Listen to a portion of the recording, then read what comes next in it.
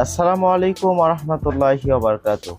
আলহামদুলিল্লাহ, এবছরে নতুন পুকুরে নতুন পানি, আর আজকেই প্রথম নতুন মাছ ছাড়া। নতুন পুকুর বলছে এই কারণে, পুকুরটা অনেক পুরাতন, কিন্তু এবছরে সম্পূর্ণ পানি সেচের মাধ্যমে নিধন করার পরে পুকুরের নিচে যে কাদামাটি জমা হয়েছিল, সে কাদামাটিটা সম্পূর্ণরূপে নিধন করে উপরে তুলে ফেলা হয়েছে। এরপরে দীর্ঘদিন মাটিটা শুকানোর পরে চুন দেওয়া হয়েছিল, চুন দেওয়ার পরে রেখে দিয়ে তারপরে আবার সেচ দিয়ে পানি দেওয়া হয়েছিল। এরপরে বৃষ্টি পরে অনেক পানি হয়েছে। পানি হওয়ার পরে মোটামুটি এখন পানির রংটা অনেক সুন্দর স্বচ্ছ।